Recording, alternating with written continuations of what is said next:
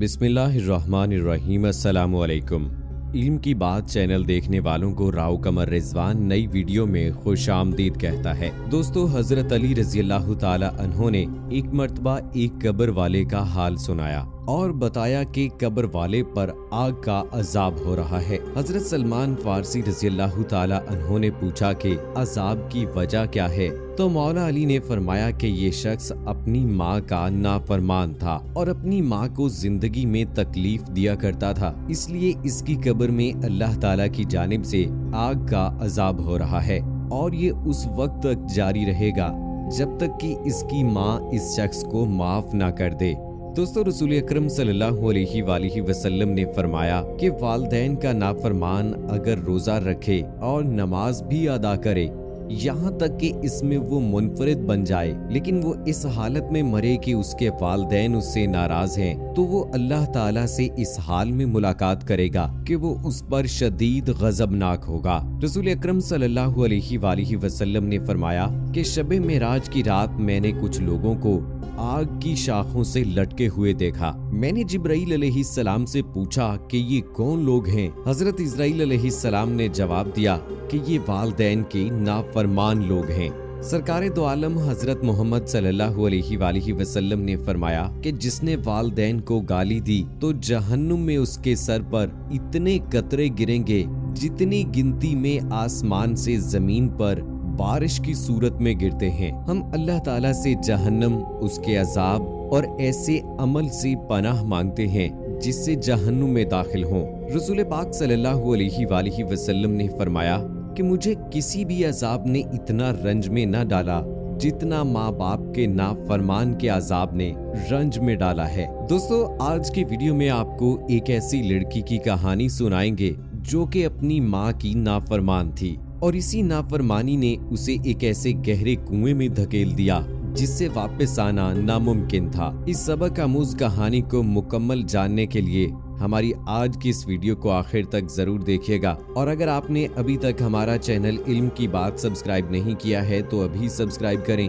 साथ में bell icon को जरूर प्रेस करें ताकि लेटेस्ट अपलोड होने वाली हमारी वीडियोस का नोटिफिकेशन आपको बर वक्त मिलता रहे। दोस्तों, हमने अक्सर देखा है कि जो शख्स अपने वालिदैन का नाफरमान हो और उनका कहा ना मानता हो तो वो शख्स इस दुनिया में ही जलील और रुस्वा हो जाता है। माली और जिस्मानी तौर पर किसी न किसी ऐसी मुश्किल और मुसीबत में फंस जाता है कि फिर तबाही ही उसका मुकद्दर बन जाती है। दोस्तों, हिना अपने वालिदैन की इकलौती और लाडली औलाद थी। 15 साल पहले उसके पेरेंट्स ने पसंद की शादी की थी और यही पसंद की शादी हिना के वालिदैन की अपने खानदान से दूरी की वजह बनी। एक अरसे से अब दोनों मियाँ बीवी के मिजाज के दरमियान तलखी आने लगी थी और घरेलू मामलात पर झगड़ा भी होने लगा था।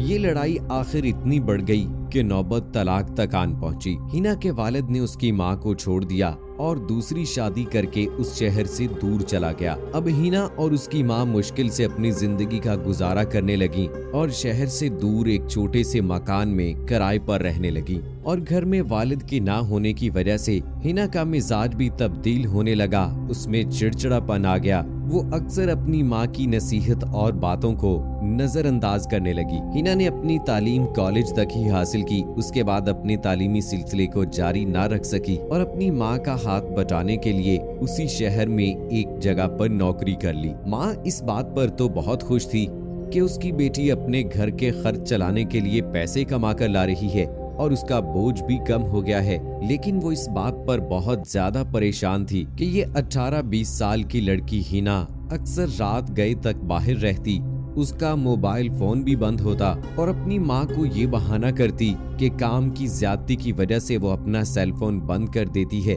हिना की माँ को इस रवैये पर शदीद तशवीश लाहक हुई। अब हिना की माँ और ज्यादा परेशान रहने लगी थी और उसने सोचा कि किस तरह से अपनी बेटी पर नजर रखी जा सके। उसने अपने घर के बाहर एक सीसीटीवी कैमरा लगवा दिया और रोजाना सुबह उठकर ये वीडियो देखती और चेक करती कि रात को उसकी बेटी कितने बजे घर आई थी। हिना अपनी माँ की इस हरकत से बहुत परेशान थी और शदीद गुस्से में थी और उसने अपनी माँ से झगड़ा भी किया कि तुम अपनी बेटी पर शक कर रही हो, ये अच्छा नहीं है।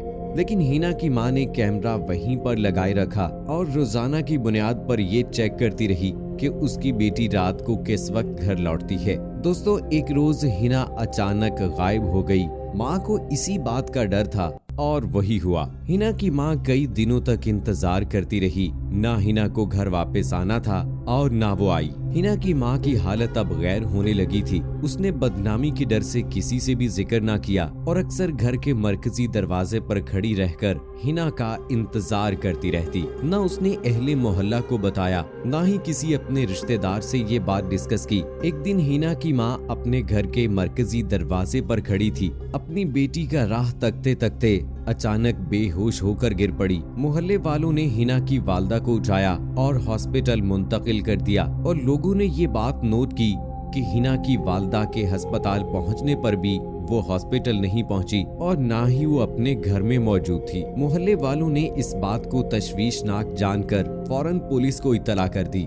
पुलिस हिना के घर पहुंची। सारा माजरा उनके सामने बयान किया गया। हिना कई दिन से गायब है और उसकी मां हॉस्पिटल में पड़ी है, जो कि कोमा की हालत में है। पुलिस ने कार्रवाई करते हुए घर की तलाशी ली और इसी घर की तलाशी के दौरान घर के दरवाजे पर लगा हुआ कैमरा भी देखा और उसकी सारी वीडियोस और रिकॉर्डिंग भी अपने तहवील में ले ली। दोस्तों, इस कैमरे की रिकॉर्डिंग का बागौर जायजा लिया गया तो जिस रात हिना गायब होती है, उसी रात जब वो अपने घर के मरकजी दरवाजे पर पहुंची तो वीडियो में देखा गया कि एक नकाबपोश शख्स हिना का पीछा कर रहा है। उसने हिना को बेहोश किया और गाड़ी में डालकर अगवा करके ले गया। पुलिस ने सीसीटीवी फुटेज की मदद से गाड़ी का नंबर नोट किया और फौरन शहर भर के नाकों को इत्तला कर दी गई कि अगर इस नंबर या इस रंग की कोई भी गाड़ी शहर में दाखिल हो या शहर में मौजूद हो या शहर से बाहर जाने की कोशिश करे तो उसे फौरन रोक लिया जाए। कुछ कोशिश के बाद गाड़ी और उसके मालिक का पता चला।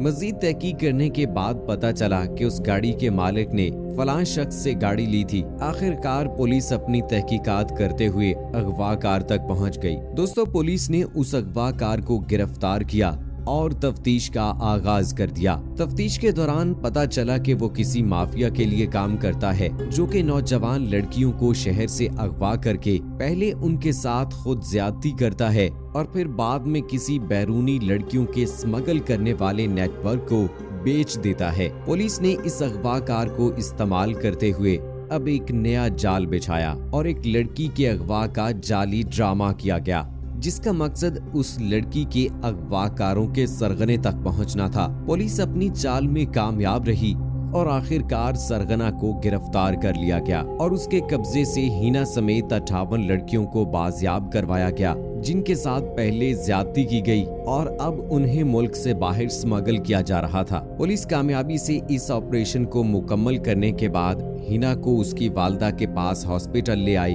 उसकी मां गुज़श्ता 2 माह से कोमे की हालत में पड़ी थी। ना जिंदगी का इल्म था और ना ही मौत का, बस एक अंधेरा ही अंधेरा था। हिना अपनी माँ की हालत को देखकर फूट फूट कर रोने लगी।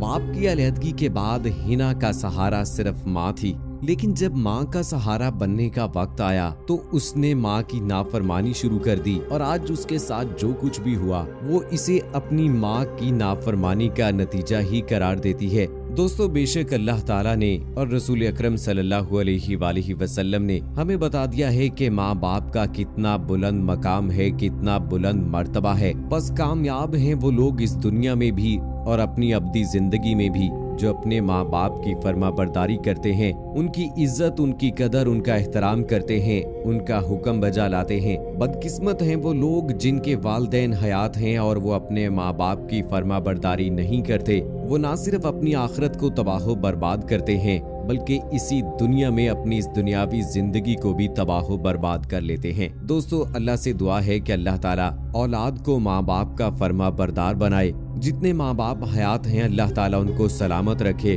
और जो इस दुनिया से रुखसत हो चुके हैं अल्लाह ताला उन्हें जवारे रहमत में जगा दे। आमीन सुम्मा आमीन। दोस्तों, कमेंट सेक्शन में आमीन लिखकर आप भी हमारी दुआ का हिस्सा बन जाइए और मुझे अगली वीडियो तक इजाजत दीजिए। फी अमानिल्लाह।